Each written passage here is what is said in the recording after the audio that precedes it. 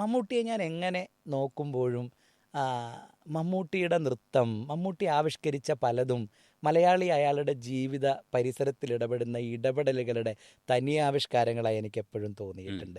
ഇപ്പോൾ നേരത്തെ മമ്മൂക്കയെക്കുറിച്ച് പറയുമ്പോൾ മമ്മൂക്ക കുതിരപ്പുറത്ത് വരുന്നത്, മമ്മൂക്ക യുദ്ധം ചെയ്യുന്നത്, മമ്മൂക്ക ചന്തു ആവുന്നത്, മമ്മൂക്ക അംബേദ്കർ ആവുന്നത്, നാം നിത്യജീവിതത്തിൽ കണ്ടു പരിചരിച്ചിട്ടില്ലാത്ത പലരുമാവാൻ എളുപ്പം കഴിയുന്ന, എളുപ്പം ഒരു അഭിനേതാവിൻ്റെ സകലമാന സൗന്ദര്യത്തെയും തിരശീലയിൽ ആവിഷ്കരിക്കാൻ കഴിയുന്ന ഒരാളാണ് മമ്മൂട്ടി.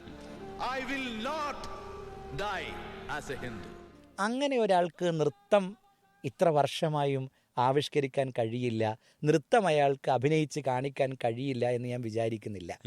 മറിച്ച് മമ്മൂട്ടി എന്താണ് ഇങ്ങനെ നൃത്തം ചെയ്യുന്നതെന്ന് ആലോചിക്കുമ്പോൾ എനിക്ക് തോന്നുന്നത് ഞാനും രജനീഷൊക്കെ ജീവിതത്തിൽ ചെയ്യുന്ന നൃത്തമാണ് മമ്മൂട്ടി സിനിമയിൽ ചെയ്യുന്നത്. അതിൽ പരം വലിയ നൃത്തമൊന്നും നമ്മളാരും ജീവിതത്തിൽ ചെയ്തിട്ടില്ല. മാത്രമല്ല മമ്മൂട്ടി പ്രേമം പറയുന്നൊരു മീറ്ററുണ്ട്, വളരെ അടുത്ത് ചെന്ന് എനിക്കിഷ്ടമാണ് എന്ന് പറയുന്ന അടക്കിപ്പിടിച്ചൊരു പറച്ചിലുണ്ട്.